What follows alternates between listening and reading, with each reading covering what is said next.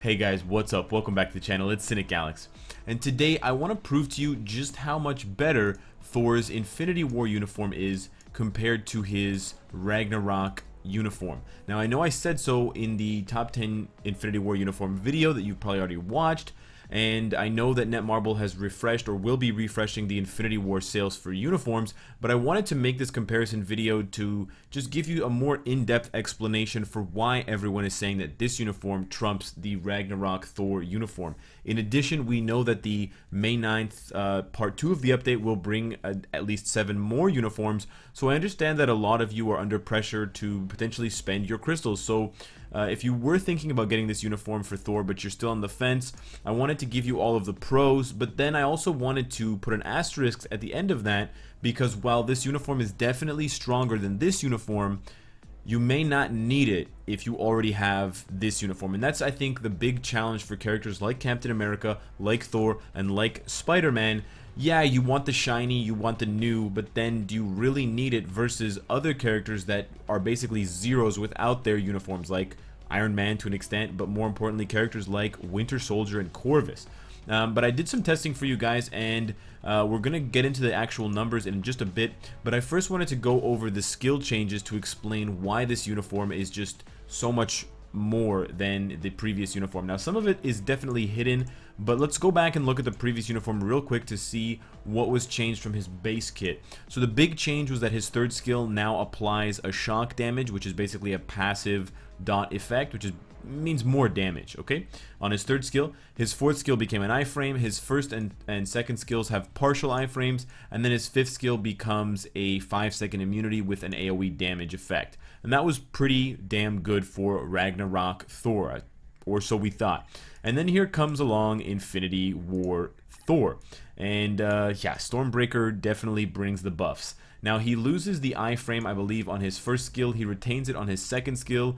His third skill is now a guard hit, 8 hits for 8 seconds, which is the maximum, and this will leave periodic lightning around the battlefield, so it does damage over time in addition to the original damage when the skill is cast, which is important to remember. His fourth skill has multiple hits with an iframe at the end. His fourth skill will look a lot like his Unworthy Thor uniform fourth skill. They did a bit of kind of Frankenstein copy paste and combine. And then his fifth skill is the fifth skill from the old uniform plus the third skill effect, which is the shock damage. So they basically combined the effects of the third and fifth skills into one, called Force of the Thunder God, which has the immunity, which has the shock damage. Now, the hidden effects, obviously the effects are that this fifth skill is much more powerful. His fourth skill has more hits with an iframe. He loses an iframe, but he gains a guard hit.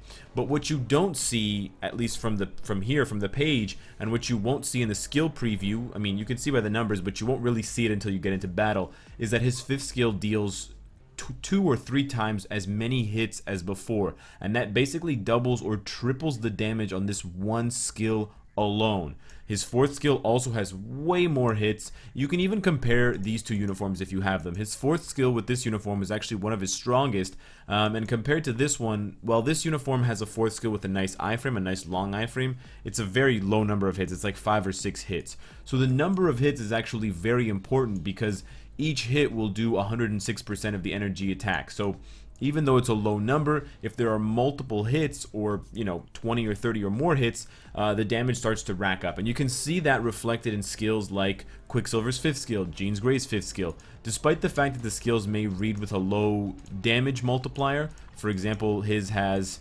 30%. Oh man, that's so bad. It's 30% every single time it hits, and that quickly adds up when the skill hits you 50, 60, 70 times per cast. Same with this one, it's only 50%, but because he ends up hitting you a dozen or so times, that adds up versus 1 or 2 hits at 80%. So once you figure out the math, or in my case I can't figure out the math by just looking, I have to go test it out, you will see that this uniform is an absolute monster.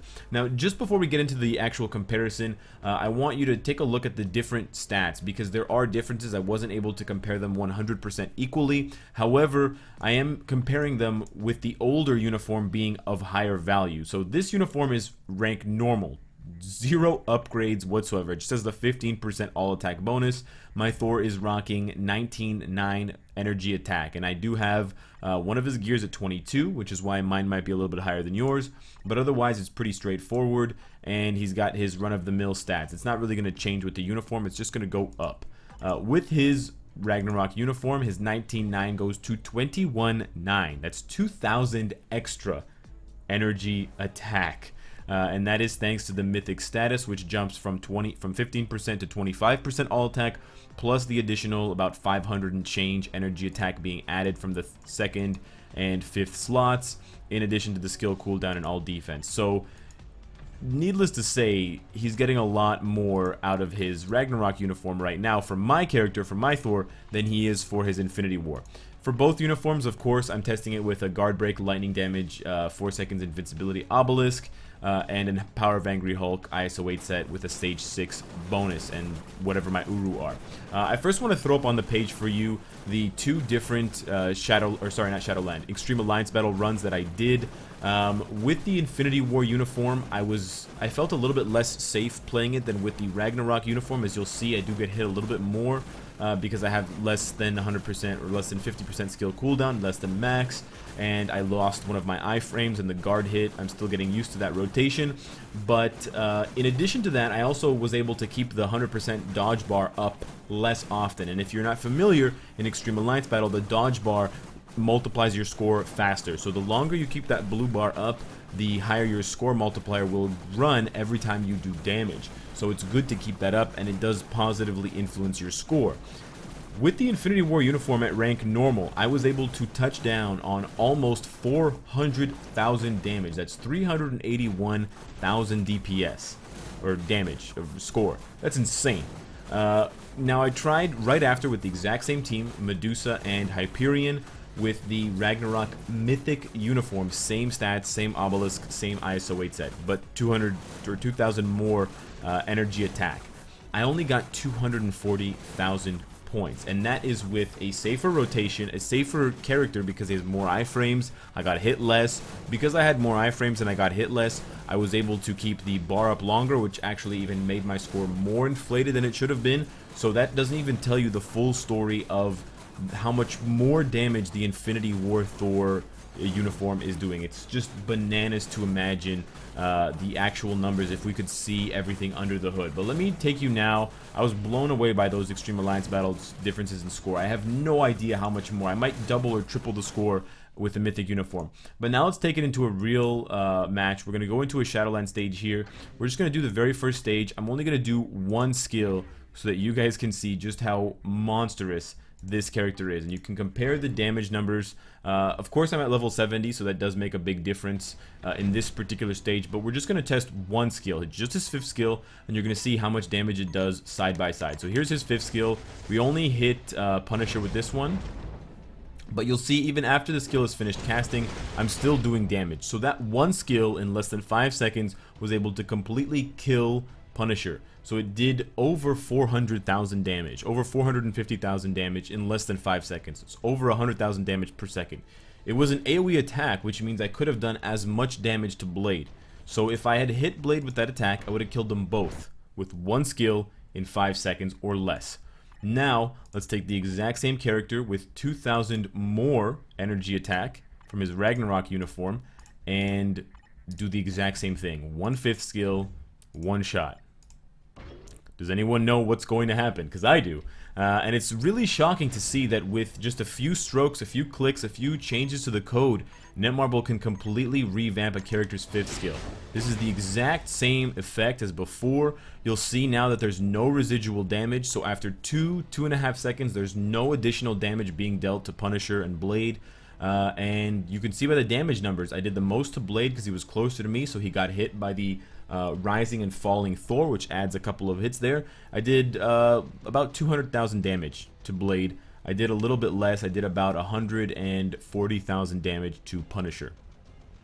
So it's less than half of what I did in the original shot with fewer hits because I missed Blade on the first go round. So it's at least twice as much damage from his 5th skill being changed from one uniform to another, and that's not even considering the fact that I'm down 2,000 energy attack points. I have no doubt in my mind that if I had both uniforms at Mythic, I would be probably clearing the entire stage with one skill, because it would continue to do damage after Blade and Punisher died, and it would probably kill or almost kill Hulkbuster and Captain America. So yes, this uniform, when you level it up and when you especially compare it to his Ragnarok uniform, it is absolutely gigantically better in terms of damage output. It's probably the same in terms of survivability. It might be slightly worse in autoplay modes like Conquest, because if he doesn't use the guard hit skill and he rotates through his other skills like 1, 2, and 4,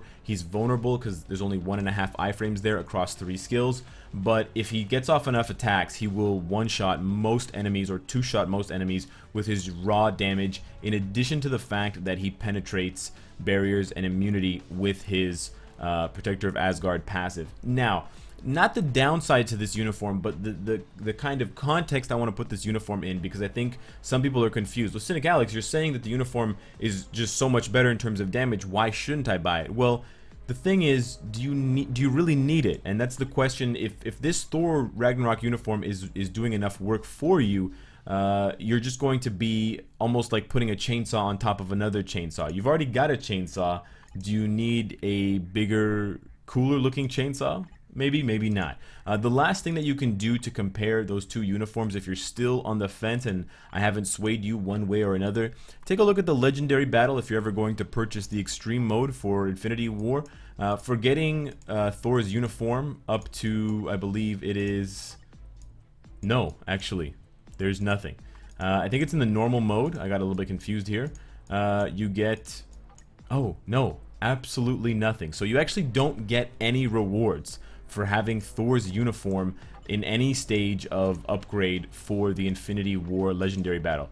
So again, it's purely for the Thor fans, I think. And if you just gotta have it, or if you just gotta have the most powerful Thor possible. For everyone else, I think this is more of a luxury than a necessity, whereas Winter Soldier becomes an entirely new character. Corvus gets a huge upgrade that brings him back into the conversation of, you know, tier 1.5, tier 1 universal villains. But for Thor, he's not the best universal hero with this uniform, but he's the best version of Thor that you can get. So if that's something that interests you, pick up this uniform. If not, or if you can live without it, or if you can settle for Ragnarok, you'll still have a really good, damn good character on your hands. So let me know what you guys think of the Thor uniform breakdown, and which one you'll be settling on when all is said and done. Subscribe if you enjoy the content and you want to support me. Hit the bell if you don't want to miss any of my content. And of course, if you like what you see, I hope to see you again tomorrow. Take care.